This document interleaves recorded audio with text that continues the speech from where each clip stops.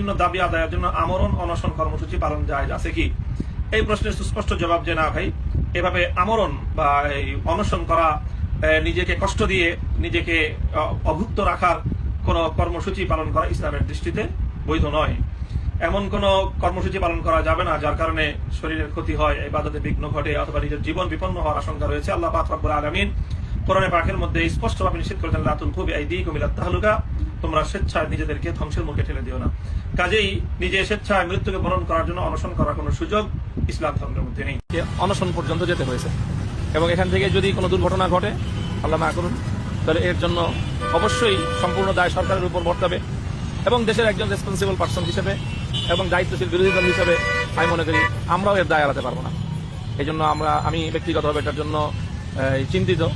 আমাদের ছেলেরা ঢাকা বিশ্ববিদ্যালয়ের দুজন ছেলে এবং নর্থ সাউথ বিশ্ববিদ্যালয়ের একজন ছেলে, তারা আজকে এই জয় বাংলা পাদদেশে তারা যেই রাজু ভাস্কর্য টিএসসির সামনে রাজু ভাস্কর্যে তারা যেই ভাস্কর্যের সামনে তারা যেই অনশন শুরু করেছে, আমি তার শহীদ পরিবার সহ আমি তাদের প্রতি সহমর্মিতা প্রদর্শন করছি এবং তাদের এই দাবির সাথে, তাদের এই প্রক্রিয়ার সাথে সংহতি প্রকাশ করছি এবং আমি সরকারকে আহ্বান জানাবো সরকার জন্য বিষয়টাকে নিয়ে আর বেশি আসসালামু আলাইকুম। ওয়ালাইকুম আসসালাম। কেমন আছেন মিয়া?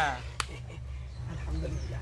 আচ্ছা হুজুর, হ্যাঁ, একটা জিনিস জানতে চাই। কি জিনিস বলো? মাইন্ড করবেন না তো? না না না। ঘটনা হলো কি হুজুর, ওই গরু মারলে কোনো জরিমানা হয় কিনা, আপনার কিতাব কি বলে? গরু মারলে মাইরা ফেলাইলি মানে কোন জরিমানা, ফাঁসি, জরিমানা, এগুলা ফাঁসি, জেল, কাফারা, এই ব্যাপারে জানতে মানে এই চাও? ব্যাপারে আর কি বলে হাদিসে? না, এগুলা তো আমার ঘাটা, সব হাদিসে জানা আছে। আমার হাদিসে এই ধরনের কিছু লেখা নাই যে গরু মারলে কোনো জরিমানা দিতে হয় বা কাপ্পারা দিতে হয় বা কোনো ফাঁসি হয়েছে, এই ধরনের কিছু হয়নি আজ পর্যন্ত। আমারে বাঁচালে হুজুর। আবার চিন্তা। বাঁচালেন।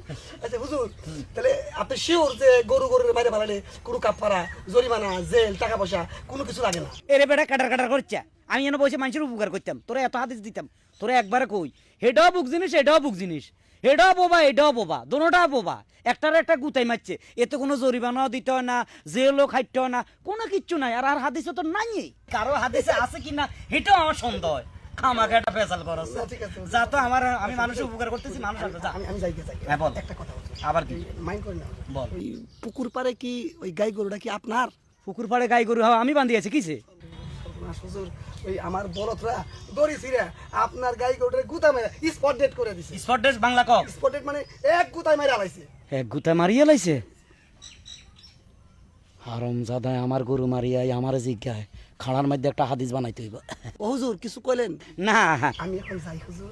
খাড়া আসলে রে কাজে কামে ব্যস্ত থাকি তো, আমার কিতাবের শেষের 2-3টা পাতা দেখতে আমার খেয়াল থাকে না, মানে সব পড়ছি কাজে কামে, দাওয়াত খাই এদিক সেদিক, লাস্টের 2-3টা পাতা কোনো সময় দেখিনি।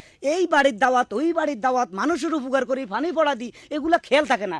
একটু কিতাবটা দেখি লাস্টের দিকে কি লিখছে। অসুবিধা নাই, যদি কিছু না থাকে তুই চলে যাবি, তাহলে একটু চাইতে দে না। এটা আমার পুরো দেখা হয়েছে, ওইটা শেষের দিকে 2 পাতা আমি চাই না। দাঁড়া, শেষের 2 পাতা রে, শেষের 2 পাতা রে,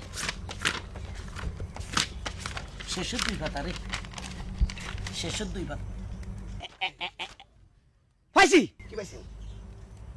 হায় হায়, হ্যাঁ হুজুর, কি পাইলেন? হাম জাবার হাম, আমের রূপে জাম, গরু মারলে দিতে হয় তার দাম। এই তো আরবি, তুই তো লেখাপড়া জানাস না, আরবি দেখ কষ্ট লেখা আছে। হুজুর, একটু আগেই আপনি কইলেন বুক জিনিসে মারলে কোনো কিছু দিতে হয় না, আবার এর মধ্যেই ঘুরিয়ে ফেলাইলেন। ইরে, আমি কি জানি যে গরুটা আমার?